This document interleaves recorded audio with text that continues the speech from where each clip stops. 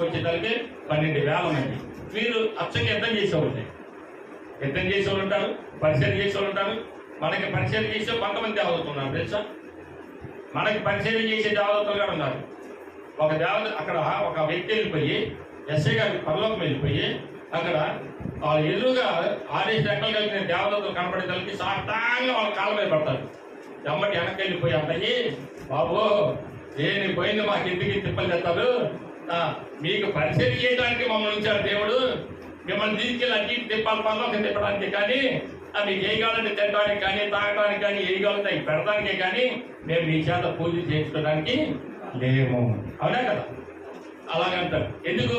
దేవుడికి రావాల్సిన మహిమ దెయ్యాలకి అలాగే దూతలకి దేనికి పోకూడదు, ఏ మనిషికి కూడా పోకూడదు కదా. యెషయా గ్రంథం 42 వచ్చిన ఏమంటారు చూద్దాం. యెషయా గ్రంథం 42 వచ్చింది. త్వరగా. యెహోవాను నేనే, ఇదే నా నామము, మరి ఎవరికి నా మహిమను ఎంచువాడును కాను. నాకు రావాల్సిన స్తోత్రమును విగ్రహములకు చెందనీయను. ఇక్కడ అంటాడు, యెహోవాని నేనే, నాకు రావాల్సిన మహిమ ఎవ్వరికి చెందనవను, నాకు రావాల్సిన స్తోత్రాలు ఎవరికి చెందనవను. ఇప్పుడు దూతలకు చెందాలో వద్దా? మన దూతలను చూస్తే ఏం చేస్తాం? చెట్టు చూస్తే ఏం చేస్తాం? రాయి చూస్తే ఏం చేస్తాం? ఒక్కని తాగడం మేనా తండ్రి, ఎంతమంది తండ్రులు నాకు అర్థం కాదు. నాకు ఒక్కడే తండ్రి, నేను ఒక్కడే చెప్తాను. మరి ఎంతమంది పుట్టుతాం? అది అందరిపై తండ్రి అంటే ఎవడు నీ తండ్రి? ఆమె హల్లెలూయా. గమనించలేమో ఇక్కడ. అందుకే నాకు రావాల్సిన మహిమ అందుకే అంటాడు. చక్కని పాట పాడతాడు ఒక ఆయన, బాబన్న గారు పాట పాడతాడు. దూతలు చేయని చేవ తూలినైనా నాకు అప్పగించినవయ్యా యేసయ్యా, ఆదరించినావు నీవయ్యా. దూతలు చేయని సేవ తూలినైనా నాకు అప్పగించినవయ్యా యేసయ్యా, ఆదరించినావు నీవయ్యా, ఆదరించినావు నీవయ్యా. ఎంత ప్రేమమూర్తి యేసయ్యా, ఎంత ప్రేమమేరవు నీవయ్యా, ఎంత ప్రేమమూర్తి యేసయ్యా, ఎంత ప్రేమమేరవు నీవయ్యా.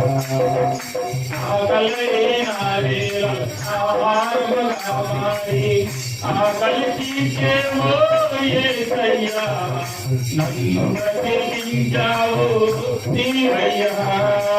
ఆకలి తీసేవో యేసయ్యా, నన్ను బ్రతికించావు నీవయ్యా, నన్ను బ్రతికించావు నీవయ్యా. ఎంత ప్రేమమూర్తి యేసయ్యా,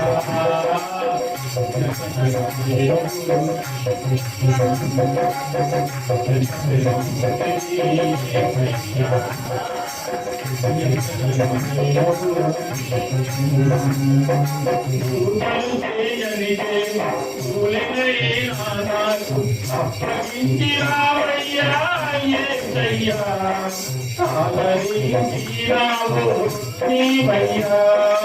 పూరలు చేయని జీవ అప్పగించినవయ్యా యేసయ్యా, ఆదరించినావు నీవయ్యా, ఆదరించినావు నీవయ్యా. ఎంత ప్రేమమూర్తి యేసయ్యా, ఎంత ప్రేమమేరవు నీవయ్యా, ఎంత ప్రేమమూర్తి యేసయ్యా, ఎంత ప్రేమమేరవు నీవయ్యా. మనం నిజంగా దూతల చేత సేవ చేయించుకునే రోజులు రాబోతున్నాయి. ఆమేన్ చేద్దాం. దేవుని స్తోత్రాలు. ఇక్కడ మనం చూసినట్లయితే ఇంకోటి సరే, ఆ రోజు రహస్య శిష్యుడు అనేవాడు కానీ ఉన్నాడు కదా. మనలో కానీ చాలా మంది రహస్య శిష్యులు ఉన్నారు. రహస్యంగా ఎంత అర్థం? యేసుక్రీస్తు వారికి చాలా ఇష్టం. అంటే అధికారుల్లో ఒక ఆయన, అధికారులు ఒక ఆయన. బయట నుండి ఎంత ఖర్చు అయినా పెడతారు, పబ్లిక్గా ఒప్పుకోరు. బయట నుండి లక్షలు ఖర్చు పెడతారు, పబ్లిక్గా ఒప్పుకోరు. ఈ రహస్య శిష్యుడు ఏమన్నాడంటే యేసు ప్రభుని సిలివేయాలని అధికారులు మొత్తం మాట్లాడితే అందరూ ఓటేస్తే ఈయన వ్యతిరేకంగా ఓటేశాడు. ఏమని? సిలివేయడానికి లేదు, పేర్లు ఉండవు కదా దాంట్లో, ఓటేసే దాంట్లో అని ఎవరేసింది తెలియదు, లేకపోతే ఇతను గెంటే ఉంది. అంటే అధికారులు, ఆయన కూడా ఒక అధికారి, చాలా మంది అధికారులు ఉన్నారు కదా సిలివేయడానికి ఇష్టపడిన వాళ్ళు, ప్రధాన అధికారులు ఉన్నారు, అలాగే యాజకులు ఉన్నారు, అలాగే చాలా మంది ఉన్నారు. వారిలో ఈయన ఒక ఆయన.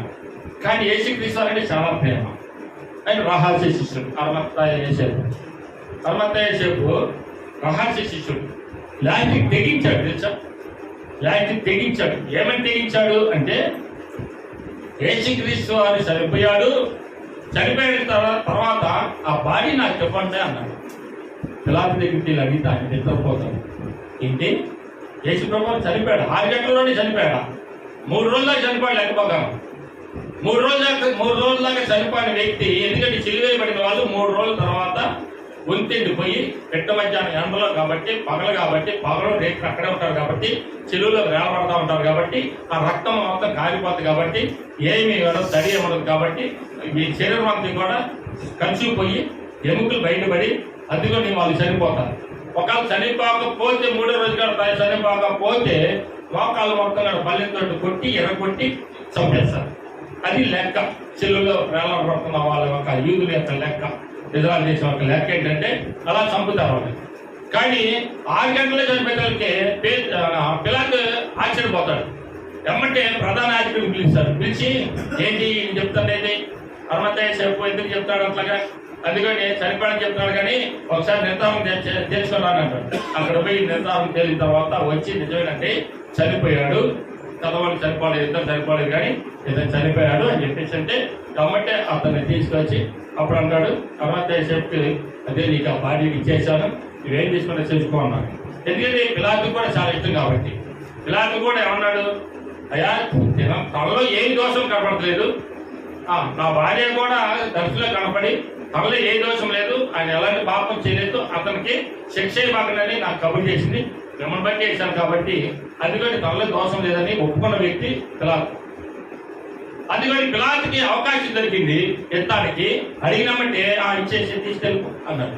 తీసుకెళ్ళామంటే ఇతను యేసేపు ఏం చేశాడంటే ఆ బాడీని దించి చక్కగా శుభ్రంగా, ఎప్పుడైతే ఈ యొక్క పిలాతు చెప్పాడో ఎమ్మటే షాపింగ్కి వెళ్ళాడు. ఆ షాపింగ్కి వెళ్ళి నారబట్టలు తీసుకున్నాడు. నారబట్టలు తీసుకొని వెళ్ళాడు, ఆ బాడీని దించాడు. దించిన తర్వాత శుభ్రం చుట్టాడు, తీసుకెళ్లి సమాధిలో పెట్టాడు. ఇది ఎవరి కోసం తోచుకునే సమాధి చెప్పండి? ఆయన కోసం తోచుకునే సమాధి. యూదులు ఎప్పుడు కూడా చనిపోక ముందే